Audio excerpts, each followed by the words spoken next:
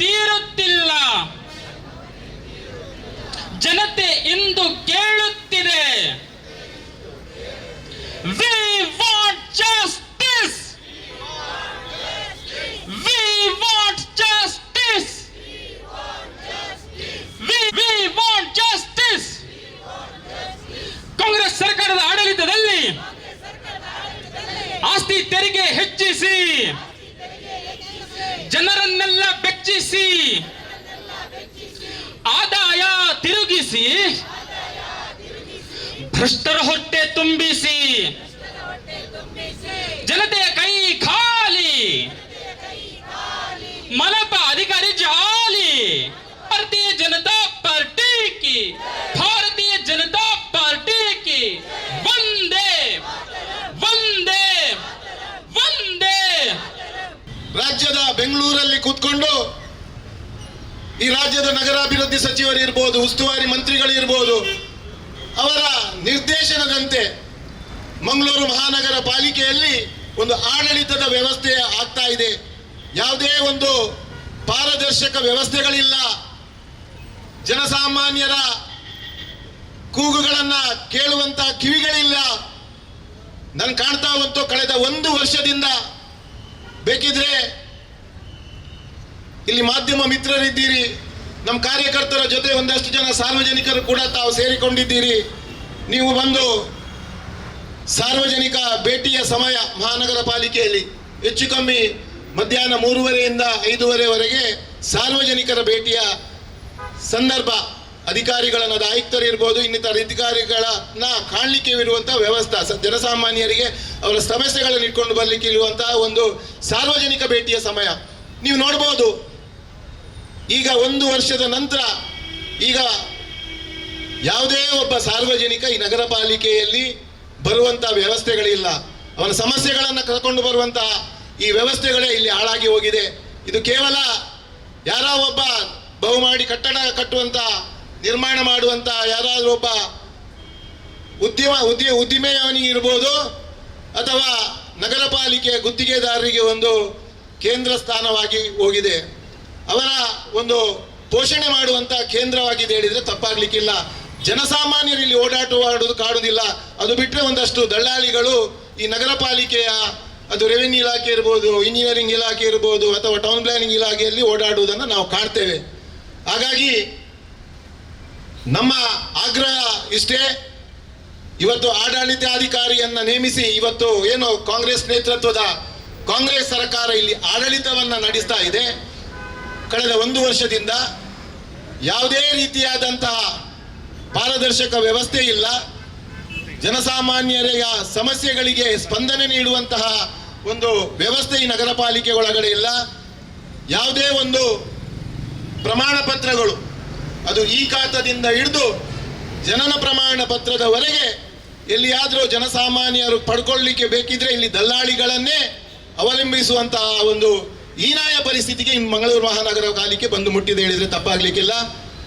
ಹಾಗಾಗಿ ನಾನು ಭಾರತೀಯ ಜನತಾ ಪಾರ್ಟಿಯ ಒಂದು ಕಡೆಯಿಂದ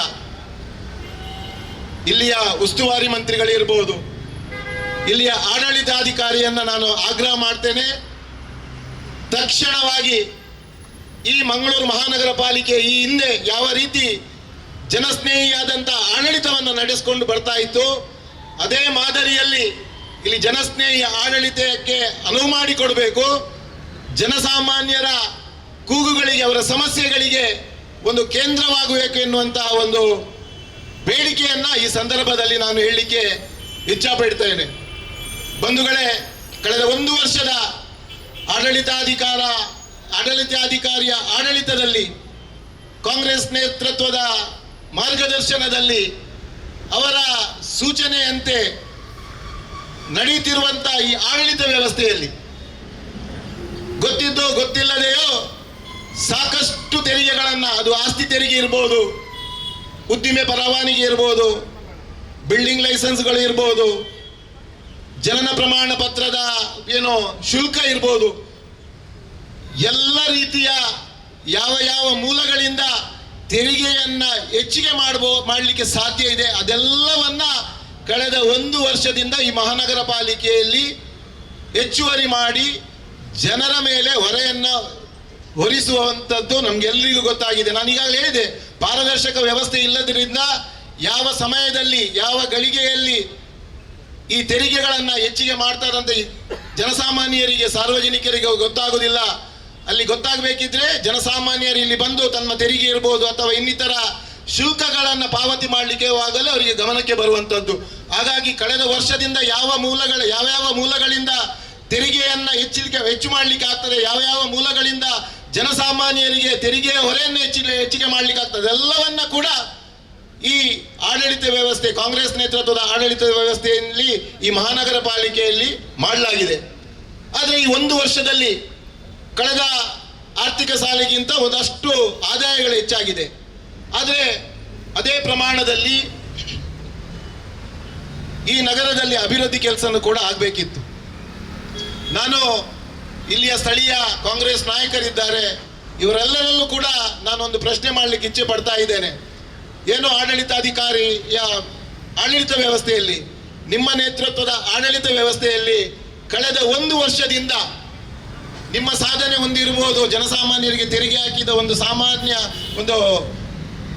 ಸಾಧನೆ ಒಂದು ಹೊರತುಪಡಿಸಿದ್ರೆ ಯಾವುದೇ ರೀತಿಯಾದಂತಹ ಅಭಿವೃದ್ಧಿ ಕೆಲಸ ಮಾಡಿದ್ದು ಜನಸಾಮಾನ್ಯರಿಗೆ ಕಾಣ್ತಾ ಇಲ್ಲ. ಸುದ್ದಿ ಚಾನಲ್, ಕ್ಷಣ ಕ್ಷಣದ ಸುದ್ದಿಗಾಗಿ.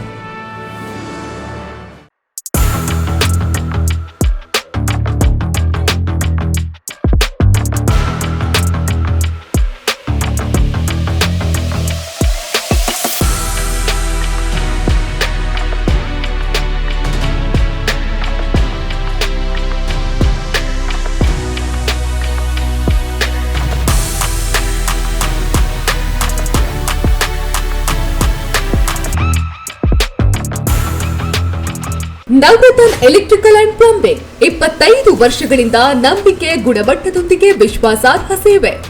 ಒಂದೇ ಸೂರಿನಡಿ ಅತ್ಯಂತ ಕಡಿಮೆ ಬೆಲೆಗೆ ಗುಣಮಟ್ಟದ ವಸ್ತುಗಳು.